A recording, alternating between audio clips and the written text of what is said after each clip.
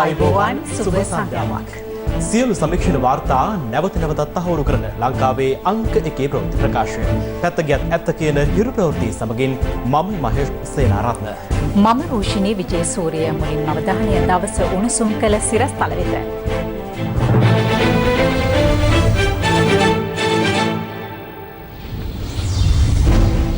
මෙරට දසවන කොරෝනා මරණය වාර්තා වෙයි. කටාර් රාජ්‍යයේ ශ්‍රී ලාංකිකයින් 1051කටත් කොරෝනා. කොළඹ හා ගම්පහ ඇඳිරි නීතිය හෙට සිට ලිහිල් වෙයි.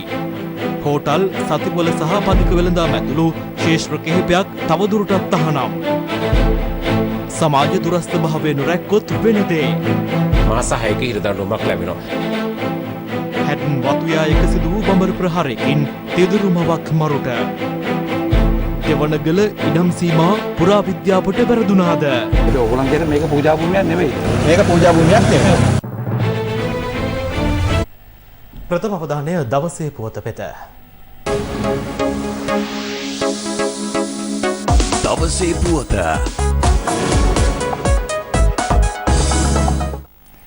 මෙරට දසවන කොවිඩ් මරණය අද වාර්තා වුණා. ඒ ත්‍රිකුණාමලයේ යුද හමුදා නිරෝධායන මධ්‍යස්ථානයේ නිරෝධායනය වෙමින් සිටි කුවේට් සිට මෙරටට පැමිණි කාන්තාවක් මිය යෑමත් සමගින් අද දිනේ තුල ආසාදිතයින් 21 දෙනෙකු වාර්තා වීමත් සමග මෙරට සමස්ත ආසාදිතයින් සංඛ්‍යාව 1164 දක්වා ඉහළ ගියා. මේ අතර විදේශ රටවල සිටින ශ්‍රී ලාංකිකයින් ආපසු ගෙන්වා ගැනීමේ ක්‍රියාවලිය සමාලෝචනය කිරීම සම්බන්ධයෙන් රජයේ අවධානය යොමුව තිබෙනවා.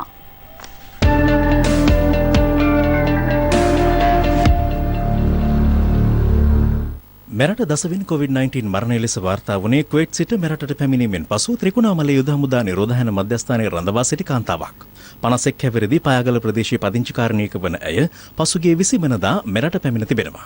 නිරෝධායන මධ්‍යස්ථානයේදී ඇතිවූ හෘදයාබාධයක් හේතුවෙන් රෝහල්ගත කෙරුණු ඇයට COVID-19 ආසාදිත බව තහවුරු කර ගැනුණේ එහිදී සිදු කළ PCR පරීක්ෂණයේදී. මේ අතර COVID-19 වෛරසය ආසාදිතව සිට පූර්ණ සුවය ලැබූ තවත් පුද්ගලයන් 10 දෙනෙකු රෝහල් වලින් පිටත්ව යාමත් සමග මෙරට තුල පූර්ණ සුවය ලැබූ සංඛ්‍යාව 695ක් දක්වා ඉහළ ගොස් තිබෙනවා. ඒ සමස්ත ආසාදිතයන් සංඛ්‍යාවෙන් 59% ඉක්ම වූ ප්‍රතිශතයක්. වෛරසය ආසාදිත 459 දෙනෙක් රෝහල්ගතව ප්‍රතිකාර ලබන බව වසංගත රෝග විද්‍යාංශය පැවසුවා. නව COVID-19 ආසාදිතයන් 52 දෙනෙකු ඊයේ වාර්තා වුණා. අද වාර්තා වූ ආසාදිතයන් ගණන 23ක්. නව ආසාදිතයන් අතුරින් 72 දෙනෙකුම කුවේට් සිට මෙරටට පැමිණ ත්‍රිකුණාමලයේ සහ මින්නරිය මධ්‍යස්ථානවල නිරෝධායනට ලක් වෙමින් සිටි පිරිසක්. එකෙක් ඉන්දුනීසියාවේ සිට මෙරටට පැමිණ දඹුල්ල පැල්වෙහෙර මධ්‍යස්ථානයේ නිරෝධායනය වෙමින් සිටි අයෙක්. සෙසු දෙදෙනා නිරෝධායනට ලක් කර සිටි නාවික හමුදා සමාජිකයන් දෙදෙනෙක්. මෙරටින් වාර්තා වූ සමස්ත ආසාදිතයන් අතුරින් 628 දෙනෙකුම නාවික හමුදා සමාජිකයන් වනවා. ඒ අතුරින් 313 දෙනෙකු පූර්ණ සුවය ලබා මේ වන විට පිටව ගොස් ඇතැයි නාවික හමුදාව පැවසුවා. විදේශ රටවල සිට මෙරටට පැමිණීමෙන් පසු නිරෝධායනට ලක්වන පුද්ගලයන් අතුරින් වාර්තා වන ආසාදිතයන් ගණන 144ක්. නාවික හමුදා නියැදියෙන් නොවන මෙරට බාහිර සමාජයෙන් ආසාදිතයන් 390ක් වාර්තා වුණා. මේ අතර කොළඹ නගරයේ ත්‍රිරෝද රථ රියදුරන් අතුරින් අහඹු ලෙස තෝරාගත් පිරිසකගේ PCR පරීක්ෂණ අද නුගේගොඩ ප්‍රදේශයේදී සිදු කෙරුණා. 25ක් 30ක් පමණ ප්‍රමාණයක් තමයි අද පරීක්ෂා කරනු ලබන්නේ. මේ අහඹු නියැදින් රෝගීන් හමු වුණු පමණයි මේ නියැදිය විශාල කොට පසුවිපරම් කරන්නේ. මේ මාසයේ අපි කරපු ප්‍රජා සාම්පල වලින් කම කොවිඩ් රෝගියෙක්වත් කොළඹ මහනගර සභා බල ප්‍රදේශය තුළ අපිට හමු වෙලා නැහැ. මේ අතර ශ්‍රී ලංකාවට පැමිණීමට නොහැකිව රුසියාවේ රැඳී සිටි ශ්‍රී ලාංකිකයන් 181 දෙනෙකු රැගත් ශ්‍රී ලංකන් විශේෂ ගුවන් යානයක් අදාළවම මොස්කව් සිට කටුනායක ගුවන්තොටුපළ වෙත පැමිණියා. එලෙස පැමිණි පිරිස ගුවන්තොටුපළ පරිසරයට ඇතුළු වීමට පෙර ශ්‍රී ලංකා ගුවන් හමුදාව විසින් ඔවුන්ගේ ශරීර උෂ්ණත්වය පරීක්ෂා කිරීමෙන් අනතුරුව විෂ බීජ හරණයට ලක් කෙරුණා. පසුව එම පිරිස නිරෝධායන මධ්‍යස්ථාන වෙත යොමු කරනු ලැබුවා. මේ අතර කටාර් රාජ්‍යයේ වෙසෙන ශ්‍රී ලාංකිකයන් 1051 දෙනෙකුට COVID-19 ආසාදනය වී ඇතැයි එරට සෞඛ්‍ය අමාත්‍යාංශය නිකුත් කළ වාර්තාවක දැක්වුණා. ශ්‍රී ලාංකිකයන් ලක්ෂයකට අධික පිරිසක් කටාර්හි රැකියාවල නිරතව සිටින අතර ඒ අතුරින් වැඩිම පිරිසක් කම්කරු සහ ගෘහ සේවයේ නිරත වූවන්. මේ අතර ගුවන්තොටුපළ හා ගුවන් සේවා සමාගමේ උපසභාපති රාජීව් සූර්යාරච්චි මහතා පැවසුවේ හෙට උදෑසන 5:45ට දෝහා සිට මගීන් 273 දෙනෙකුට ආසන්න පිරිසක් සමග පැමිණීමට නියමිතව තිබූ ගුවන් යානය తాවකාලිකව අවලංගු කිරීමට තීරණය කළ බවයි. කෙසේ වෙතත් විදේශ රටවලින් මෙරටට ගෙන්වාගත් පුද්ගලයන්ගෙන් සැලකිය යුතු පිරිසක් පසුගිය දින කිහිපය තුළ COVID-19 ආසාදිත බව තහවුරු වුණා. ඒ අනුව ඉදිරියේදී ශ්‍රී ලාංකිකයන් ආපසු ගෙන්වා ගැනීමේ ක්‍රියාවලිය සමාලෝචනය කිරීම කෙරෙහි රජයේ අවධානය යොමු වී තිබෙනවා. කුවේට් රජයෙන් පොදු සමා කාලයක් දුන්නා නීති විරෝධීව ඒ රටේ රැඳී සිටින අයට ඇවිල්ලා බාර වෙන්න බාර වුණාම නීත්‍යානුකූලව කුවේට් රටෙන් පිටත් වීමට අවසරය දෙනවා කියලා. ඒ වගේ පිරිස් අපිට බාර ගන්නට වුණා. ඊට පස්සේ මෙතන ඉන්න බොහෝ පිරිසක් ඒ විදිහේ පොදු සමාවට ඒ කුවේට් රජයෙන් අපේ රටට එවපු කට්ටිය යුරෝපය, කැනඩාව, එංගලන්තය, ඇමරිකාව මේ වගේ රටවල සිසුන් ඉන්නවා. ඔවුන්ව ගෙන්වා ගැනීමට තමයි අපි සූදානම් වෙමින් හිටියේ. ඒ අතරෙම මාලදීව ඉන සීෂෙල්ස්, බංග්ලාදේශ් වගේ රටවල විශාල වශයෙන් අපේ ශ්‍රමිකයන් ඉන්නවා. නමුත් මේ අයව ගෙන්න ගන්න අපිට දැනට සුළු ප්‍රමාදයක් ඇති වේවි. මොකද දැනට කොවිඩ් පොසිටිව් වෙච්ච පිරිසට ඉස්ලාම ප්‍රතිකාර කරලා නිරෝධායන මධ්‍යස්ථානවල ඉඩ ඇති කරගෙන PCR පරීක්ෂණ වලට සූදානම් වෙලා තමයි අපිට ඉදිරියේදී මේ කර්තව්‍ය කරන්නට සැලසුම් කරන්නට වෙන්නේ. තවත් COVID-19 ආසාදිතයින් දෙදෙනෙකු වාර්තා වීමත් සමග මෙරටින් වාර්තා වන සමස්ත ආසාදිතයින්ගේ සංඛ්‍යාව 1166 දක්වා ඉහළ ගොස් තිබෙනවා. ඔවුන් දෙදෙනා කුවේට් සහ ඩුබායි සිට මෙරටට පැමිණ නිරෝධායනය වෙමින් සිටි දෙදෙනෙක්. මාස දෙකකට අධික කාලයක් කොළඹ සහ ගම්පහ දිස්ත්‍රික්කවලට පනවා තිබූ ඇඳිරි නීතිය හෙට තාවකාලිකව ලිහිල් කිරීමට නියමිතයි. ඒ දිවයිනේ සෙසු දිස්ත්‍රික්කවලටද බලපාන පරිදි දින දෙකක් පුරා ක්‍රියාත්මක වූ ඇඳිරි නීතිය හෙට අලුයම 5ට ඉවත් කිරීමත් සමගින් මේ අතර සමාජ දුරස්ථභාවය පවත්වා නොගෙන කටයුතු කරන පුද්ගලයන් හෙට සිට අත්අඩංගුවට ගැනීමට කටයුතු කරන බව නියෝජ්‍ය පොලිස්පති අජිත් රෝහණ මහතා සඳහන් කළා.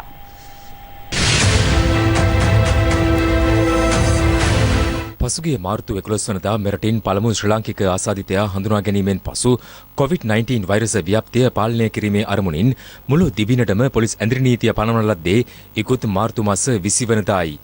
ඉන් දින 52කට පසු දිවිනේ සියලු දිස්ත්‍රික්කවල ජනතාවගේ ජන ජීවිතය යථාවත් කිරීමේ වැඩපිළිවෙල යටතේ කොළඹ ගම්පහ දිස්ත්‍රික්ක සඳහා හැර සෙසු දිස්ත්‍රික්ක සඳහා පනවා තිබූ ඇඳිරි නීතිය තාවකාලිකව ලිහිල් කෙරුණා. ජන ජීවිතය යථාවත් කිරීමේ වැඩපිළිවෙල කොළඹ සහ ගම්පහ දිස්ත්‍රික්ක සඳහා ක්‍රියාත්මක වූ නමුත් ඇඳිරි නීතිය ලිහිල් කෙරුණේ නැහැ. කෙසේ වෙතත් හෙට අලුයම 5 සිට කොළඹ සහ ගම්පහ දිස්ත්‍රික්ක ඇතුළුව මුළු දිවිනටම ඇඳිරි නීතිය තාවකාලිකව ලිහිල් කරනවා. කොළඹ සහ ගම්පහ දිස්ත්‍රික්කවලට මේ ආකාරයෙන් ඇඳිරි නීතිය ඉවත් කෙරෙන්නේ දින 66කට පසුව වීම විශේෂත්වයක්. කොළඹ ගම්පහ ඇතුළු සමස්ත දිවෙනටම හෙට ඇඳිරි නීතිය ඉවත් වූ පසු නැවත ඇඳිරි නීතිය පැනවෙන්නේ රාත්‍රී 10 සිට අලුයම 4 දක්වා පමණයි. ඔබට දැන් මේ හුදකලාව දිස්වන කොළඹ නගරය හෙටින් පසු මේ ආකාරයෙන් ඔබට දිස්වන්නේ නැහැ. ඒ රාජකාරී කටයුතු ආරම්භ කිරීම සඳහා කොළඹට සහ ගම්පහ ඇතුළු දිස්ත්‍රික්කවලට ජනතාව පැමිණීමත් සමග හෙට සිට මේ නගර ජනාකීර්ණ වීමට නියමිතයි. මෙලෙස ඇඳිරි නීතිය හෙට සිට ලිහිල් කෙරුණද මෙතෙක් අනුගමනය කළ සෞඛ්‍ය උපදෙස් ඒ ආකාරයෙන්ම පවත්වාගෙන යාම අත්‍යවශ්‍ය බව සෞඛ්‍ය සේවා අධ්‍යක්ෂ ජෙනරාල් විශේෂඥ වෛද්‍ය අනිල් ජාසිංහ මහතා අවධාරණය කරනවා. අප දක්වන ප්‍රධාන කරුණු තුන සමස්ත ජනතාව ඉතාම තදින් අනුගමනය කළ යුතුයි. එනම් සමාජ පරතරය, ශ්වසන ආචාරශීලීත්වය සහ අපේ අත්වල ස්වස්ථතාවය, එහෙම නැත්නම් අපි කියනවා හෑන්ඩ් හයිජීන් කියලා. සෞඛ්‍ය අමාත්‍යාංශයෙන් ලබා දී තියෙන මාර්ගෝපදේශ මේ වන විට වෙබ් අඩවිවල තියෙනවා. මේ වන විට ආයතන දන්නවා. අද දිනත් අපි තවත් මාර්ගෝපදේශ 50ක් සෞඛ්‍ය අමාත්‍යාංශයේ වෙබ් අඩවියට මුදා හරිනවා. මේවා භාවිතා කරලා අනිවාර්යෙන් මේ තත්වයේ දිගින් දිගටම වසරක් දෙකක් පවත්වා ගැනීම සඳහා තමන්ගේ සිත් ධෛර්යමත් කරගන්න. මේ අතර අද උදෑසන පත්තරේ විස්තරේ වැඩසටහනට එක්වෙමින් බස්නාහිර පළාත බහර ජ්‍යෙෂ්ඨ නියෝජ්‍ය පොලිස්පති දේශබන්දු තෙන්නකෝන් මහතා පැවසුවේ හෙට සිට ඇඳිරි නීතිය ලිහිල් කෙරුණද ජනතාව ස්වයං පාලනයකින් කටයුතු කළ යුතු බවයි. කොහොමද ඔබතුමාලගේ වැඩපිළිවෙල හෙටින් පස්සේ? දැන් මාර්ග බාධක යොදවමින් ප්‍රායෝගිකව හැකියාවක් නැහැනේ. දැන් අර මේ හැඳුනුම්පතේ අවසන් අංක මේවා බලාත්මක වෙන්නේත් නැහැනේ. ඇඳිරි නීති බලපත්‍ර පරීක්ෂා කිරීමක් හෙට උදේ 4න් පස්සේ සිදු නොවුණත් ඉන්පසුව රාත්‍රී 10 සිට පසුදින අලුයම 4 දක්වා කාලය දක්වා පොලිස් මාර්ග බාධක සහ ඇඳිරි නීති බලපත්‍ර පරීක්ෂා කිරීම සිදු වෙනවා. පොලිසිය ජනතාවගේ හැසිරීම සම්බන්ධව නිරීක්ෂණය කිරීම සඳහා බුද්ධ්‍යාංශ සිවිල් ඇඳුම් විසර සිට පොලිස් නිලධාරීන් නගරයේ සෑම තැනකම අපි යොදවලා තිනවා. දැන් මෙතනදී පවතින නීතිය කොහොමද? ඒ කියන්නේ සාද පැවැත්වීම, එකිනෙකට ඔය කල්ලි ගැසීම, පාරට ගිහිල්ලා මග තොටේ මේ කටයුතු නිරීක්ෂණයට ලක් කරනවද නිරන්තරවම පොලිසිය? කෑම කඩ එහෙම නැත්නම් හෝටල් කියලා අපි හඳුන්වන්නේ වගේ ඒ වගේම ඔය පෙට්ටි කඩ වගේ දේවල්, කාය වර්ධන මධ්‍යස්ථාන, ඒ වගේ සම්බාහන මධ්‍යස්ථාන, සති පොළවල් ඒ වගේ දේවල් මෙතෙක් විවෘත කරන්න අවසරයක් ලැබිලා නැහැ. ඒ නිසා 26 වෙනිදා ඇඳරි නීතිය ඉවත් වුණත් සෞඛ්‍ය බලධාරීන් විසින් උපදෙස් දෙන තාක්කල් ඒවා ඒ ආකාරයෙන්මයි. විශේෂයෙන්ම පදික වෙළඳාම් වගේ දේවල් බලාපොරොත්තු වෙන්න එපා. මොකද හේතුව ඒවා ඊටාම අවදානම් සහගතයි. දැන් අර කොළඹ සිර වෙලා හිටපු අය දැන් ඕන විදිහකට යන්න පුළුවන් ද හිටින් පස්සේ? බස්නාහිර පළාතෙන් පිට පුද්ගලයන් යාමට අවසරයක් නැහැ. මේ දිස්ත්‍රික්කවල ආය තවදුරටත් යන්න වෙන්නේ විශේෂ අවසරයක් හෝ එහෙම නැත්නම් අපේ අර පොලිසියෙන් යවන යටිපිල්ල තුල පිට පළාත්වල ඉන්න අයට තමගේ රැකියාව සඳහා කොළඹ නගරයට පැමිණෙන්න, ඒ වගේම තමන්ගේ අත්‍යවශ්‍ය දේවල් වලට බේත් හේත් ගන්න කොළඹ නගරයට පැමිණෙන්න කිසිම බාධාවක් නැහැ. කොළඹ පැවති ප්‍රවෘත්ති සාකච්ඡාවකදී නියෝජ්‍ය පොලිස්පති අජිත් රෝහණ මහතාද ඒ සම්බන්ධයෙන් අදහස් පළ කළා. අපේ රටේ ආර්ථිකයට සියලු වැදගත් ස්ථාන වැඩිපුර පිහිටා තිබෙන්නේ කොළඹ සහ ගම්පහ දිස්ත්‍රික්ක ආශ්‍රිතව. යම් කිසි රැකියාවක නිරත වෙන්නේ නැත්නම් හැකිතාක් දුර නිවසේ රැඳී සිටිය යුතුයි. සෞඛ්‍ය සේවා අධ්‍යක්ෂ ජනරාල්තුමා විසින් පොලිස්පති වෙත විශේෂ නියෝගයක් ලබා දෙනු ලැබුවා. සමාජ දුරස්ථභාවය රඳවා තබා ගැනීමට නොහැකි වන පුද්ගලයන්ට එරෙහිව නිරෝධායන රීතීන් යටතේ කටයුතු කරන ලෙසට මාස 6ක හිරදඬුවමක් ලැබෙනවා. දැන් මෙතෙක් කල් අපි අත්අඩංගුවට ගත්තේ ඇඳිරි නීති කඩ කරන පුද්ගලයන් පමණයි. මුත් හෙට දිනේ සිට මේ දුරස්ථභාවය තබා නොගෙන කටයුතු කරන අය වගේම ඊට අනුබල දෙන අය අත්අඩංගුවට ගැනීමට කටයුතු කරනවා. සිවිල් ඇඳුමින් පොලිස් කණ්ඩායම් යොදවා තිබෙනවා. වීඩියෝ කළ හැකි දුරකථන සමග නිල ඇඳුමින් සිටින නිලධාරීන් එම ස්ථානයට ගොස් අදාළ පුද්ගලයන් අත්අඩංගුවට ගැනීමට කටයුතු කරනවා. කොළඹ ගම්පහ දිස්ත්‍රික්කවල මෙතෙක් කල් අපි ත්‍රිරෝද රථ, කුලී රථ රාජකාරී සඳහා පැමිණෙන අයට විතරයි ධාවනය කිරීමට ඉඩ අවස්ථාව ලබා දී තිබුණේ. නමුත් හෙට සිට ඒ කුලී රථ ධාවනය කිරීමේ හැකියාවක් තියෙනවා. ත්‍රිරෝද රථයක ගමන් කරන්න පුළුවන් වෙන්නේ පිටිපස රියදුරා හැරුණුකොට වැඩිහිටියන් දෙදෙනෙකුට පමණයි. කාර් එක ගමන් කරන්න පුළුවන් වෙන්නේ රියදුරා හැරුණුකොට තිදෙනෙකුට පමණයි. ඒ වගේම රාත්‍රී කාලේ මාර්ග බාධක තවදුරටත් වැඩි කර තිබෙනවා. සිනමා ශාලා, පොදු ස්ථාන වගේ දේවල් විවෘත වීම සිදු වෙනවද? දැනට තියෙන කරුණු අනුව පොදු ස්ථාන විවෘත වෙන්න පුළුවන්. පොදු ස්ථානයකට යමෙකුට එන්න පුළුවන්. නමුත් තාමත් සිනමා ශාලා සම්බන්ධයෙන් සෞඛ්‍ය බලධාරීන් තාම තීරණයක් ගෙන නැහැ. හෙට සිට කොළඹ සහ ගම්පහ දිස්ත්‍රික්ක හැර සෙසු දිස්ත්‍රික්ක අතර ගමනාගමනයටද අවසර හිමිවන අතර ඒ අනුව අන්තර් පළාත් බස් සේවාවන්ද හෙට සිට ආරම්භ කිරීමට නියමිතයි. අපි හෙට දිනේ අන්තර් පළාත් බස් රථ සේවය ආරම්භ කරනවා. රජයේ සේවකයන්ට සහ ආයතනවල රාජකාරී කටයුතු කරන අයට පමණයි අවස්ථාව හිමි වෙන්නේ. අධිවේගී මාර්ගය ඇරලා දෙනවා කොට්ටාව මාකුඹුර දක්වා. ඒතකොට කොළඹට ඇතුළු වෙන තියෙනවා. මාකුඹුර දක්වා එන අයට අපි අවසරය ලබා දෙන්නේ රාජ්‍ය සේවකයන්ටත් ඒ වගේම පෞද්ගලික අංශයේ සේවාවන් වල යෙදෙන අයට තමයි. සික් අතර කවද්ද මේ දැන් විවෘත කිරීම සිදුවන්නේ? අපි බලාපොරොත්තු වෙනවා බොහොම කඩිනමින් සමස්ත රට පුරාම බස් ධාවනය ඇති කරන්න. ළංගමේ 5000කට වැඩි ප්‍රමාණයක් ධාවනය වෙනවා. ඒවයි ශ්‍රියදුරන්ගේ සහ කොන්දොස්තරවරුන්ගේ නිවාඩුත් අපි අද ඉඳලා අවලංගු කරා. ඒ වගේම පෞද්ගලික බස් රථ විශාල ප්‍රමාණයක් ලැබෙයි කියලා අපි විශ්වාස කරනවා. මේ ඔක්කොම තිබුණත් හෙට රැට බැනුම් අහන්න වෙන බවක් දන්නවා. සාමාන්‍ය පරිදි බස් රථ ධාවනය කරන ධාවකයන් සූදානම් වෙලා ඉන්නම අන්තර් පළාත් බස් රථත් ධාවනය සිදු වේවි. කොළඹට අන්තර් පළාත් බස් රථ නොපැමිණීම තුල යම් ගැටලුවක් උද්ගත වෙලා තියෙනවා. අපි කිව්වොත් මීගමුවේ නැවැත්තුවා, නිට්ටුපුවේ නැවැත්තුවා, අවිසායලේ නැවැත්තුවා. එතකොට මේ සියලු ප්‍රදේශවලින් නැවතවර බස් රථ සේවාවක් ක්‍රියාත්මක වෙනවා කොළඹ. එතකොට ඒ මගින්ට බස් රථ දෙකක ගමනාගමනය කරන්න වෙනවා. ඒ අවස්ථාවේදී ගාස්තුත් ඒ අයට වැඩියෙන් ගෙවන්න සිද්ධ වෙනවා. සෞඛ්‍ය පැත්තෙනුත් අනාරක්ෂිත තත්ත්වයක් ඇති වෙනවා. හෙට දින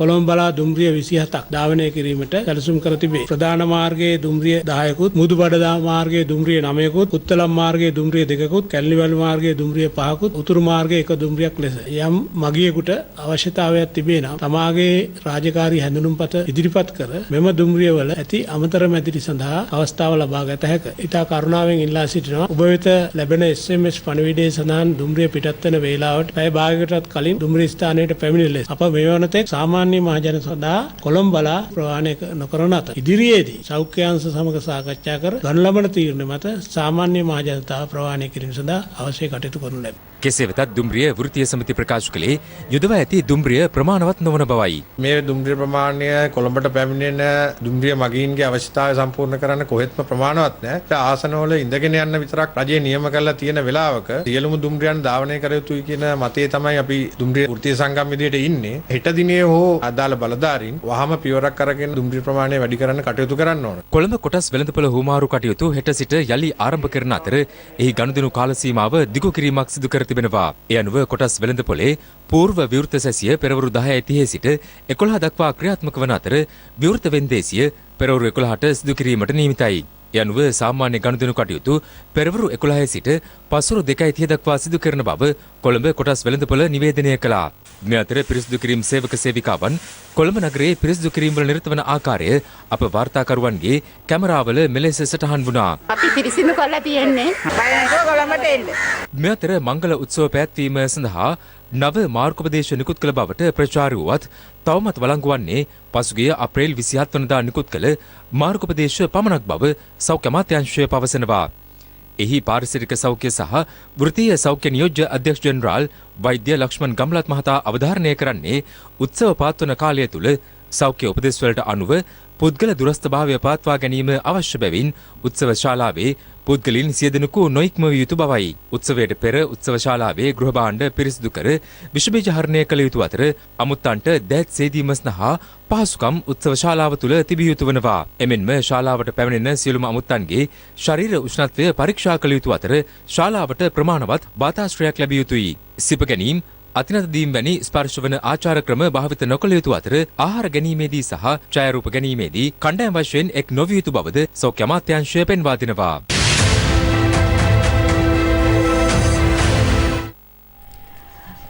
COVID-19 පිළිබඳව චීනයට එරෙහිව අසත්‍ය චෝදනා පතුරවා හරින ඇමරිකාවට දේශපාලන වෛරසයක් ආසාදනය වී ඇතැයි චීන විදේශ අමාත්‍යවරයා චෝදනා කරනවා. මේ අතර ලෝපුරා වාර්තා වන COVID-19 ආසාදිතයින් සංඛ්‍යාව මේ වන විට ලක්ෂ 55කට අධිකයි. ලොවපුරා වාර්තාවන COVID-19 ආසාදිතයන් සංඛ්‍යාව මේ වන විට 55,18,661 දක්වා ඉහළ ගොස් තිබෙනවා. වාර්තාවන මරණ සංඛ්‍යාව 3,46,979ක්. ඇමරිකාව තුළ COVID-19 වෛරසයේ ශීඝ්‍ර ව්‍යාප්තිය හමුවේ විවේචනයට ලක්ව සිටින ඇමරිකානු ජනාධිපති ඩොනල්ඩ් ට්‍රම්ප් ඒ වසන් කිරීමේ අරමුණින් තම රටට දෝෂාරෝපණ එල්ල කරන බවට චීන විදේශ කටයුතු අමාත්‍ය වැං යී පවසනවා. මාධ්‍යවේදීන් පිරිසක් සමග පැවති සාකච්ඡාවකදී චීන විදේශ අමාත්‍යවරයා අවධාරණය කර ඇත්තේ මේ වසරේ යලි මැතිවරණයකට මුහුණ දී සිටින ඩොනල්ඩ් ට්‍රම්ප් කාලය සහ වටිනා ජීවිත නාස්ති කිරීමෙන් වැළකී සිටිය යුතු බවටයි. අවසනාවකට මෙන් COVID-19 වෛරසයේ ව්‍යාප්තියට අමතරව ඇමරිකාව තුළ දේශපාලන වෛරසයක්ද පැතරමින් තිබෙනවා. මෙම දේශපාලන වෛරසය චීනයට පහර දීමට හා අපකීර්තියට පත් කිරීමට ඔවුන් සෑම අවස්ථාවකම යොදා ගන්නවා. සමහර දේශපාලනඥයින් චීනයට එරෙහිව ඕනෑවටත් වඩා මුසාවන් හා කුමන්ත්‍රණ දියත් කරනවා. COVID-19 ආසාදිතයන් වැඩිම පිරිසක් වාර්තා වන ඇමරිකාවේ මරණ සංඛ්‍යාවද ලක්ෂයේ සීමාවට ආසන්න වී තිබෙනවා. එවන් පසුබිමක දින 14ක කාලයක් බ්‍රසීලයේ ගත කළ විදේශිකයන්ට සංචාරක සීමා පැනවීමට ඇමරිකාව පියවරගෙන ඇත්තේ වෛරසයේ ව්‍යාප්තිය තවදුරටත් පාලනය කිරීමේ පියවරක් ලෙසයි. ඇමරිකාවට පසු වැඩිම COVID-19 ආසාදිතයන් සංඛ්‍යාවක් බ්‍රසීලයෙන් වාර්තා වන අතර එම සංඛ්‍යාව 3,65,000කට අධිකයි. මේ අතර මුහුණු ආවරණ නොමැතිව සමාජ දුරස්ථභාවයද නොතකමින් බ්‍රසීල ජනාධිපති ජයිර් බොල්සොනාරෝ නිරෝධායන රෙගුලාසි ලිහිල් කරන ලෙස බල කරමින් පැවැත්වෙන විරෝධතාවලට සම්බන්ධ වන අයුරු විදෙස් මාධ්‍ය වාර්තා කළා. මේ අතර නියමිත වේලාවට වඩා වැඩි කාලයක් අවන්හලක් තුල රැඳී සිටමින් නිරෝධායන රෙගුලාසි කඩ කළ ඔස්ට්‍රියානු ජනාධිපති ඇලෙක්සැන්ඩර් වැන්ඩර්ට ජාතියෙන් සමාව අයදීමටත් සිදු වුණා. දකුණු ආසියාවේ වැඩිම COVID-19 ආසාදිතයන් සංඛ්‍යාවක් වාර්තා වන ඉන්දියාව ලබන සඳුදා සිට අභ්‍යන්තර ගුවන් ගමන් ආරම්භ කිරීමට පියවර ගෙන තිබෙනවා. මේ අතර නගර සහ ප්‍රදේශ වසා දැමීමට කටයුතු කළ පසුබිමක ඉන්දියාවේ බිහාර් ප්‍රාන්තයේ දැරියක් කිලෝමීටර් 1200ක දුරක් තම ආබාධිත පියා රැගෙන පාපැදියකින් ගමන් කිරීම පිළිබඳ විදේශ මාධ්‍ය අවධානය යොමු තිබෙනවා. ජෝති කුමාරි නැමැති 15 වසරේ දැරියගේ මෙම ක්‍රියාව ඇමරිකානු ජනපති දියණී ඉවංකා ට්‍රම්ප්ගේද පැසසුමට ලක්ව ඇති අතර ඉන්දිය පාපැදි සම්මේලනයේද ඇයට ඇරම් කර තිබෙන්නේ ජාතික කණ්ඩායමට එක්වන ලෙසයි.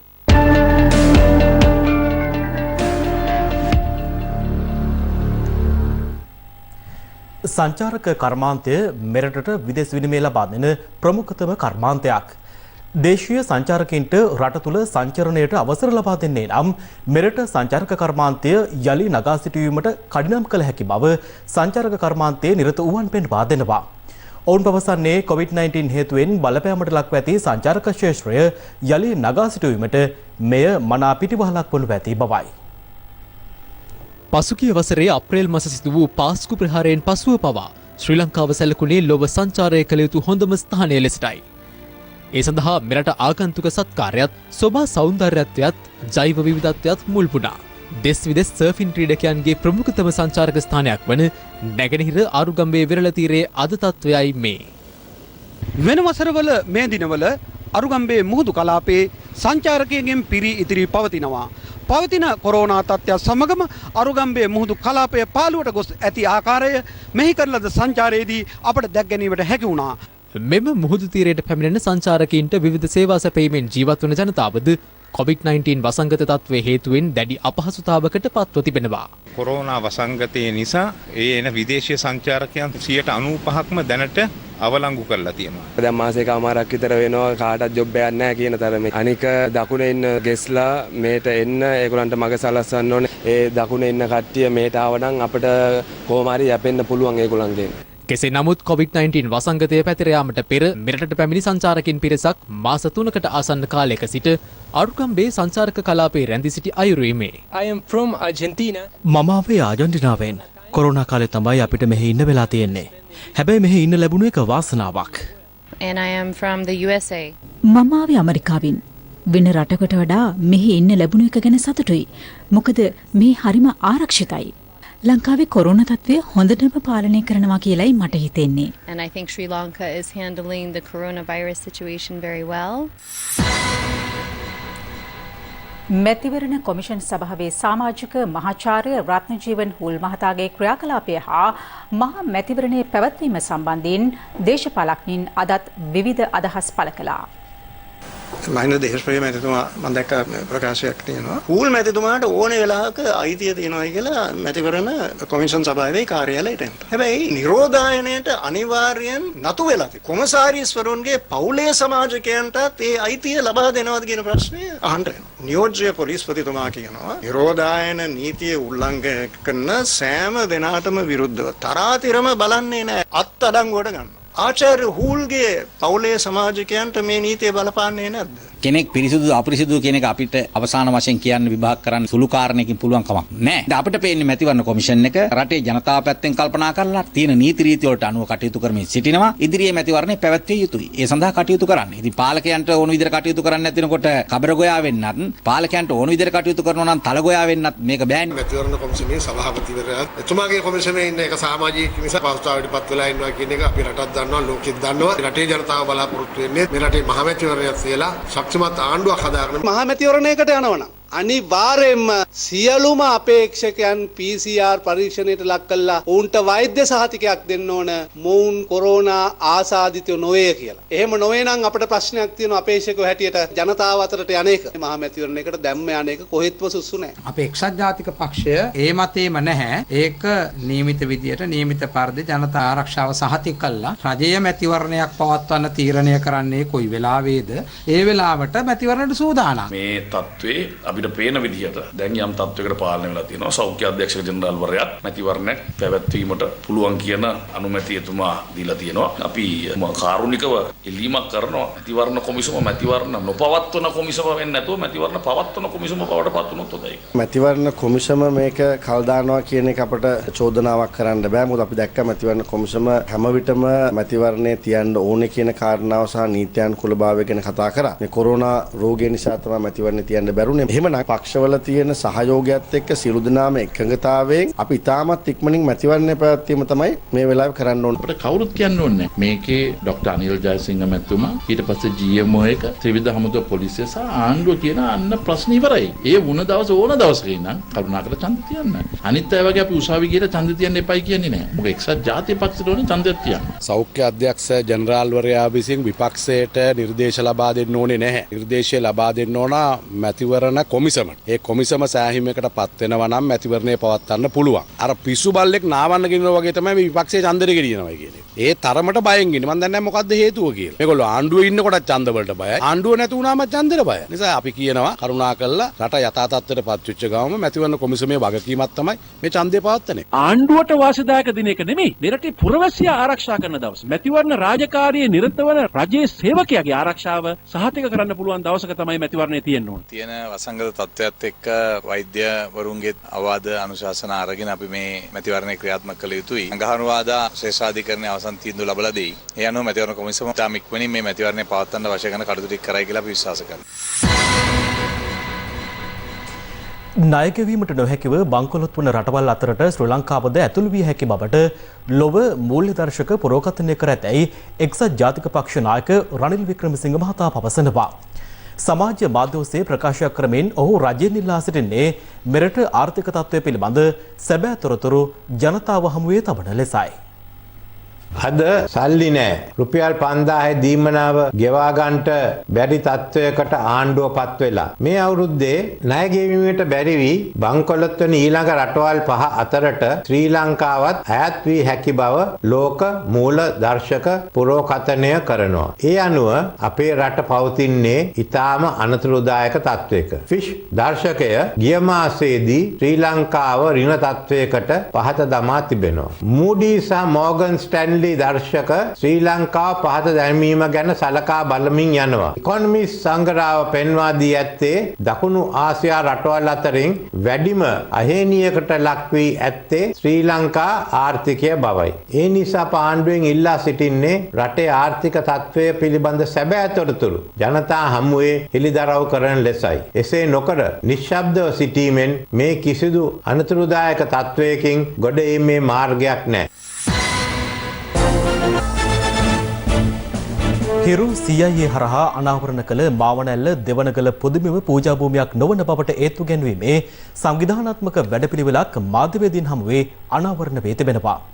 ඊයේ දෙවනගල පොදුබිම නිරීක්ෂණයට පැමිණි මාධ්‍යවේදීන් පිරිසකට බාධා කරමින් එහි පැමිණි පිරිසක් පැවසුවේ පුරාවිද්‍යා දෙපාර්තමේන්තුවටද වැරදීමක් සිදු ඇති බවයි. හිරු CIA හරහා රටට හෙළි කළ දෙවනගල විහාරය අවට සිදුවන ඉඩම් කොල්ල පිළිබඳ සොයා බැලීමට මෙම මාධ්‍යවේදීන් කණ්ඩායම දෙවනගල පුදුබිමට පැමිණියා.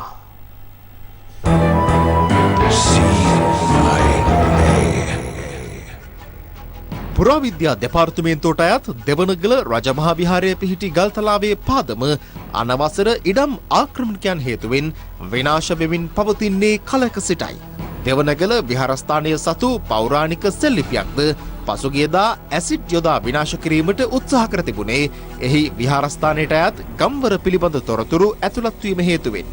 ගල් තලාවට පහතින් ආවාසයේ පිහිටි කොටසට අයත් එහි කුඹුරු ඉඩම් පසුගිය යහපාලන ආණ්ඩු සමයේ ගොඩකර විකිණීමට සැලසුම් සකස් කර තිබුණා.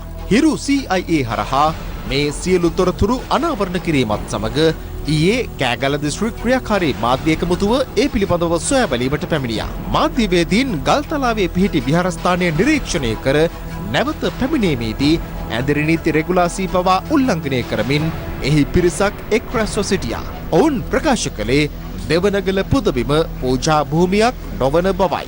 ගල් පර්වතයේ වටේම ඉන්න අක්කර 72.3 මේක තමයි අපි ඉන්නේ කියලා හිතාගෙන ඉන්නවා. සැලසුම තියෙන්නේ මෙතන නෙවෙයි. මේ වැරදි අවබෝධයෙන් හින්දා තමයි විරසක භාවය ඇති වෙලා තියෙන්නේ. නෑ පුරාවිද්‍යාවට වැරදි කියන්නේ නෑ. වැරදිලා තියෙනවා. කියන්නේ වාදන්නත් පුරාවිද්‍යාව ගැන කියන්නේ. ඔව් මේ කරුණේදී මම දන්නවා. ඒක ඕගොල්ලන් කියන්නේ මේක පූජා භූමියක් නෙවෙයිද? මේක පූජා භූමියක් නෙවෙයි. මේ සිදුවීම අතරතුර එහි පැමිණි තවත් පිරිසක් මාධ්‍යවේදීන්ට බහදා වන අයුරින් මෙලෙස හැසිරුණා. හරි. මේගොල්ලන් එහෙම මේ මීඩියාගේ ෆොටෝ ගන්න බෑ. අපේ පැහැදිලි කිරීමක් පැහැදිලි කරා. ඒගොල්ලන් කරන දේ ඕගොල්ලන්ව ඒගොල්ලන් බලා ගන්න. කෙසේ වෙතත් එම ස්ථානයට පැමිණි පොලිසිය මැදිහත් වී ඇඳරි නීති රෙගුලාසි උල්ලංඝනය කරමින් රැස් වූ මෙම පිරිස ඉවත් කිරීමට පියවර ගත්තා.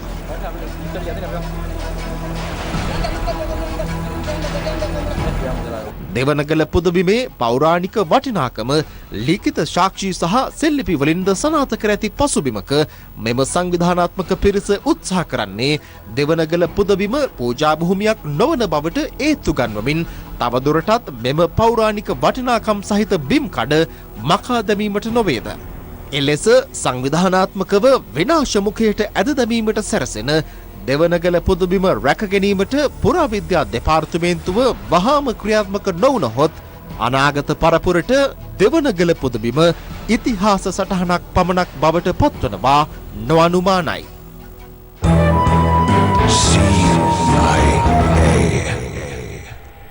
හැටන් ඇබෝස්ලි වතුයායේදී කම්කරුවන් පිරිසකට එල්ල වූ බඹර ප්‍රහාරයකින් තිදරු මවක් ජීවිතක්ෂයට පත් වුණා. පොලිසිය සඳහන් කළේ තවත් 6 දෙනෙකු රෝහල්ගත කර ඇති බවයි. තේදලු නිලමින් සිටි වතුකම්කරුවන් පිරිසකට මෙම බඹර ප්‍රහාරය එල්ල වූයේ අද පෙරහරුවේදී. බඹර වදයකට උකුස්සෙකු එල්ල කළ ප්‍රහාරයක් හේතුවෙන් එම බඹර වදය කැඩී තේපඳුරු මතට වැටී තිබෙනවා. සිද්ධියෙන් කුපිතු බඹරුන් ප්‍රදේශයේ තේදලු නිලමින් සිටි පිරිසකට දෂ්ට කළ බවයි වතුකම්කරුවන් කියා සිටියේ.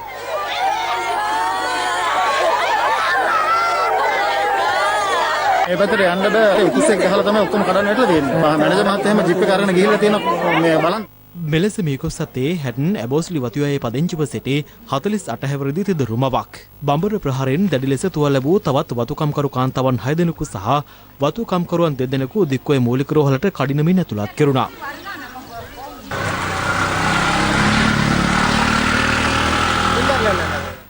රෝහල් ප්‍රකාශකයෙකු සඳහන් කළේ එලෙස ඇතුළත් කෙරුණු ඔවුන් දැඩි සත්කාර එකකේ ප්‍රතිකාර ලබන බවයි. COVID-19 වෛරස ව්‍යාප්ත වීමත් සමග දුෂ්කරතා රැසකට මුහුණ පා සිටින අපේම ජනතාවගේ සුව සහනය වෙනුවෙන් ආරම්භ කළ රට වෙනුවෙන් හිරු සහන යාත්‍රා ක්‍රියාන්විතය ගම් නගර සිසාරා ක්‍රියාත්මක වන්නේ විවිධ ක්ෂේත්‍ර ආවරණය කරමින්. සහන යාත්‍රා ක්‍රියාන්විතයට සමගාමීව පොදු ස්ථාන විෂ බීජ හරණය කිරීම සහ ආරක්ෂිත ඇඳුම් හා උපකරණ කට්ටල බෙදා දීම ඇතුළු වැඩසටහන් කිහිපයක් අදත් ක්‍රියාත්මක වුණා.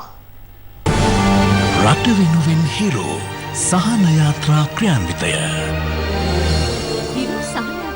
ට සමගාමීව හිරු මාධ්‍යාලය ශ්‍රී ලංකා රතකුරුස සමාජය හා එක්ව ක්‍රියාත්මක කරන පොදු ස්ථාන විෂ බීජ හරණය කිරීමේ වැඩසටහන් ස්ථාන රැසකදී ක්‍රියාත්මක වුණා. ඒ අනුව ශ්‍රී ලංකා බෞද්ධ හා පාලි විශ්වවිද්‍යාලය, බස්නාහිර පළාත් සෞන්දර්ය නිකේතන භූමිය, හෙට්ටිපීතිය ශ්‍රී මුත්තු විනාගර ස්වාමිකෝවිල, සුගතදාස එලිමහන් ක්‍රීඩාංගණය සහ කොළඹ දිස්ත්‍රික්කයේ සියලුම උසාවි සංකීර්ණ ඇතුළු ස්ථාන කිහිපයක් මෙලෙස විෂ බීජ හරණය කෙරුණා. හිරු ආයතනය වගේම ශ්‍රී ලංකා රතකුරුස සංගමය එකතුව අපි විශ්වවිද්‍යාලයේ මේ කරලා දෙන කටයුතු පිළිබඳව අපි ඉතාමත් සන්තෝෂ වෙනවා. සාමාන්‍යයෙන් මානවයාගේ මුල් යුගයේ ඉඳලා මේ වෛරස් එක්ක අපි ගනුදෙනු කරලා තියෙනවා. සහ සටන් කරලා තියෙනවා. ඒ සෑම සටනකින්ම මානවයා දිනුවා. ඒ දිනන්න හිරු එළියත් මහා දැවැන්ත ප්‍රයෝජනයක් ආවා. ඒ වගේම ඔබලාගේ හිරු ආයතනයත් ඒ දැවැන්ත ප්‍රයෝජනය අපිට ලබා දුන්නා. මේ අතර රට වෙනුවෙන් හිරු සහන යාත්‍රා ක්‍රියාන්විතයට සමගාමීව ශ්‍රී ලංකා නාවික හමුදාවට ජාතික දන්තරෝහලට සහ කොළඹ මහනගර සභාවට අවශ්‍ය ආරක්ෂිත ඇඳුම් සහ උපකරණ පරිත්‍යාග කෙරුණා. ශ්‍රී ලංකා නාවික හමුදාව වෙත මේ ප්‍රදානය කරන ලද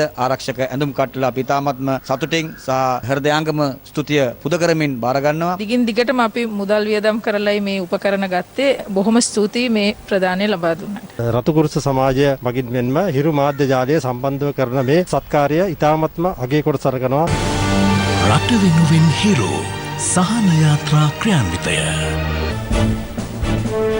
මෙරට සහල් මාෆියාව මහා පරිමාණ මෝල්හිමියන්ගේ මවාපෑමක් බවත් ඔවුන් තමන්ට සහල් අලබි කරන්නේ කොන්දේසි මත බවට සාක්ෂි සහිත ඔප්පු කළ හැකි බවත් අත්‍යවශ්‍ය ආහාරද්‍රව්‍ය තොග හා සිල්ලර ව්‍යාපාරික සංගමය පවසනවා. එහි නියෝජිතින් මේ බව සඳහන් කළේ මහා පරිමාණ සහල් මෝල් හිමියෙකු පසුගියදා කළ ප්‍රකාශයකට ප්‍රතිචාර දක්වමින්. සහල් සඳහා පාලන මිලක් දැමීමත් සමග වෙළඳපොලේ සහල් හිඟයක් පවතින බවට පසුගිය දිනවල චෝදනා එල්ල වූ අතර පාරිභෝගික සේවා අධිකාරිය පසුගියදා හදිසියේ පොළොන්නරුවේ සංචාරයක නිරත වෙමින් මහා පරිමාණ සහල් මෝල් 4ක් නිරීක්ෂණය කළේ සහල් තොග සංගවාගෙන ඇත් යන්න පරීක්ෂා කිරීම සඳහායි. එහිදී එක් මහා පරිමාණ මෝල් හිමියෙකු සඳහන් කළේ සුළු පරිමාණ වෙළඳුන් යැපෙන්නේ Taman ලබා දෙන සහන හේතුවෙන් බවයි. දැන් ඔය පොඩි කඩ ටික දුවන්නේ අපි ණයට දෙන කාල් සල්ලිනේවත් ලොකු සේවාවල්. දැන් සල්ලි දාන්න ඕන 89 කියලා අද චාර්ජස් කියලා ආපහු ඉල්ලන. ඌ අඬන අපිට ඌ කවිලා කම්ප්ලේන්ට් මෙන්න ඩැඩ්ලි මහත්තයා 89 බිල දානවා 95ක් වෙනා කිලෝ එක. පොඩ්ඩක් එකක් බලන්න ඕනේ. මම එහෙම කරලා නැහැ. එහෙම කරන්න එපා. කෙසේ වෙතත් අද ප්‍රවෘත්ති සාකච්ඡාවක් පවත්වමින් අත්‍යවශ්‍ය ආහාරද්‍රව්‍ය තොග හා සිල්ලර ව්‍යාපාරික සංගමය ඊට ප්‍රතිචාර දැක්වුවා. මොකද කොන්දේසි දාන්නේ නැත්තේ? මේ තියෙන යාළුවගේ බිල් තියෙනවා. අපි සාක්ෂි අතුව කියන්නේ මේගොල්ලන් විකුණන මිල 89යි කියලා දාලා යටින් දානවා හිඟ ණය මුදලක් කියලා. අපේ ව්‍යාපාරිකෝ ණය නෑ මෙයාට. මේ බිල තියෙන්නේ කිලෝ ගාන විතර මේකේ දාලා එවනවා. මේ කෝල් කරලා තමයි කියන්නේ මිල කීයද කියලා. ඒක අපි බැංකුවට දැම්මට පස්සේ තමයි අපිට හාල් ටික එවන්න ඒගොල්ලන්ට පුළුවන් දවසේ. ඊළඟට කියනවා නාඩු 95ට දෙනවා. කීරි සම්බස් 120ක් ගන්න ඕන කියලා කොන්දේසියක් දානවා. ඉතින් මේවා කොන්දේසි නෙමෙයි මේවා මොනවද මේ? අපි කැමති ආණ්ඩුවට මේ වෙලාවේදී එකතු වෙලා පාරිභෝගික ජනතාවට සහන මිලට පාලන මිලට හාල් නිකුත් කරන්න අපිට ලාභ අවශ්‍ය නැහැ. දැන් ලෝවටා හිරෝ. ලෝවටා හිරෝ. දූෂණ හා අල්ලස් චෝදනා එල්ල වූ ඊශ්‍රායල් අගමැති බෙන්ජමින් නෙතන්යාහුට එරෙහිව ජෙරුසලම්හි අධිකරණයක නඩු විභාගයක් ආරම්භ වී තිබෙනවා. 70 හැවිරිදි නෙතන්යාහු දුරේ සිටියේදී නඩු විභාගයකට මුහුණ දෙන පළමු ඊශ්‍රායල් අග්‍රාමාත්‍යවරයා වන අතර ඔහු නව දුරකාලය ආරම්භ දිනකට පසු මෙම නඩු විභාගය ආරම්භ වීමත් විශේෂත්වයක්. චීනයේ සැලසුමක් වුණු යෝජිත නව ආරක්ෂක පනත් කෙටුම්පතට එරෙහිව හොංකොංහි ක්‍රියාත්මක විරෝධතා විසුරුවා හැරීමට පොලිසිය කඳුළු ගෑස් ප්‍රහාර එල්ල කළා.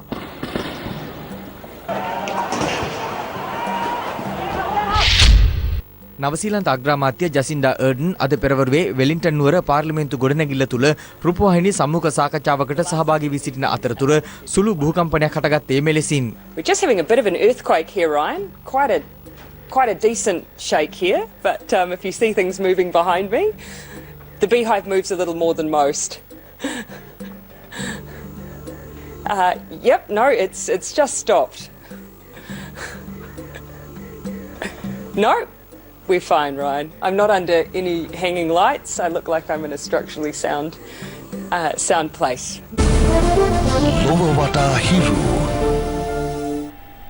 මෙරටින් තවත් COVID-19 ආසාදිතින් 16 දෙනෙකු වාර්තා වී ඇතැයි වසංගත රෝග විද්‍යාංශය පවසනවා. ඔවුන් සියලු දෙනාම කුවේට් සිට පැමිණ නිරෝධායනය වෙමින් සිටි පිරිසක්. ඒ අනුව මෙරට සමස්ත COVID-19 ආසාදිතින්ගේ සංඛ්‍යාව 1182 දක්වා ඉහළ යනවා. දැන් රටවටා හිරු. රටවටා හිරු. දිවයිනට ආසන්න පහළ වායුගෝලයේ පවතින කැළඹිලි තත්ත්වයක් හේතුවෙන් ඉදිරි දින කිහිපයේ වැසි තත්ත්වයේ වැඩිවීමක් අපේක්ෂා කරන බව කාලකුණ විද්‍යා දෙපාර්තමේන්තුව පවසනවා. කෑගල්ල, රත්නපුර, නුවරඑළිය, ගාල්ල මාතර වගේ පළාත්වල සමහර ස්ථානවලට මිලිමීටර් 100ත් 150ත් අතර සාමාන්‍ය සමහර තැන්වල 150ට වැඩි වර්ෂාපතනක් ලැබීමේ හැකියාවන් තියෙනවා. මේ වර්ෂාවත් එක්ක තද සුළං ඇති වෙන්න පුළුවන්. ඊට අමතරව අකුණු අනතුරු ඇතිවීමේ තත්ත්වයන්ුත් තියෙන්න පුළුවන්. හිරු ප්‍රාදේශීය මාධ්‍යවේදී බිමල් ශාමන් මහතා මාධ්‍ය ආවරණ කටයුත්තක් සඳහා ගොස් ආපසු එමින් සිටියේදී බණ්ඩාරගම අටලුගම ප්‍රදේශයේදී සිදු කළ බාධා කිරීමක් සම්බන්ධයෙන් අත්අඩංගුවටගත් පුද්ගලයන් 5 දෙනා හෙට දක්වා රක්ෂිත බන්ධනාගාරගත කිරීමට පානතුර වැඩබලන මහේස්ත්‍රාත්වරයා අද නියෝග කළා.